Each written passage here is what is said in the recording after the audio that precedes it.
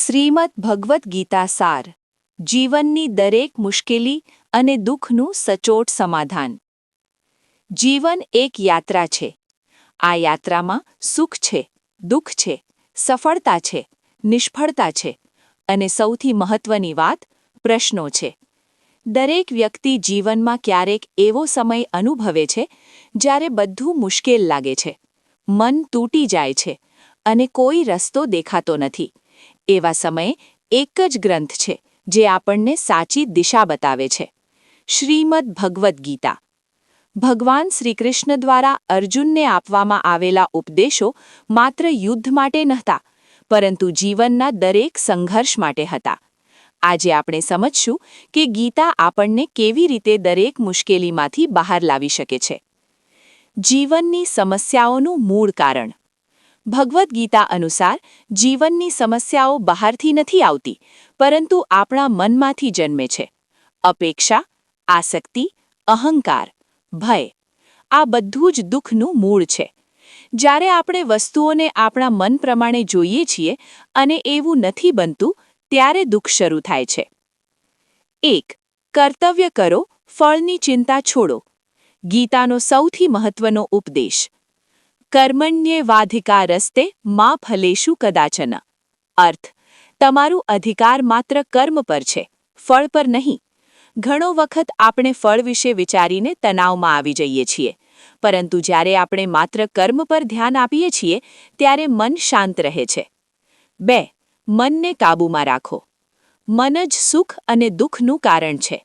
જો મન નકારાત્મક છે તો જીવન મુશ્કેલ લાગે છે, અને જો મન શાંત છે તો મુશ્કેલીઓ પણ સરળ લાગે છે. ધ્યાન, પ્રાર્થના અને સકારાત્મક વિચારો દ્વારા મનને નિયંત્રિત કરો. 3. સમભાવ રાખો.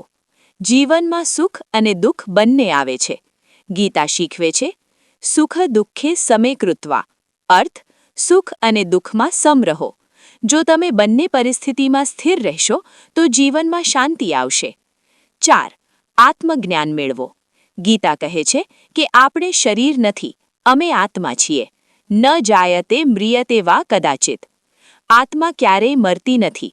જ્યારે તમે આ સત્યને સમજો છો ત્યારે જીવનના ઘણા ભય દૂર થઈ જાય છે. 5. આસક્તિ છોડો. આસક્તિ દુઃખનું મુખ્ય કારણ છે.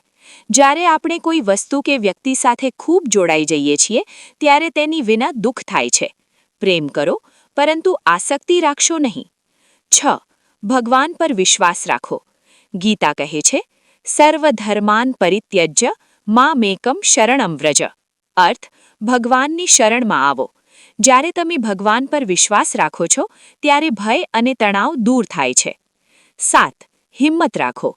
અર્જુન યુદ્ધમાં હાર માનવા તૈયાર હતો, પરંતુ શ્રીકૃષ્ણએ તેને હિંમત આપી. તે જ રીતે જીવનમાં તમે પણ હાર ન માનો. 8. સકારાત્મક વિચારો રાખો. વિચારો જીવન બનાવે છે. સકારાત્મક વિચારો બરાબર સકારાત્મક જીવન. નકારાત્મક વિચારો બરાબર મુશ્કેલ જીવન. 9. સેવા અને દયા રાખો. ગીતા શીખવે છે કે બીજાની મદદ કરો. સેવા કરવાથી મન શુદ્ધ થાય છે અને જીવનમાં આનંદ આવે છે. 10. જીવનમાં ગીતાને કેવી રીતે અપનાવવી.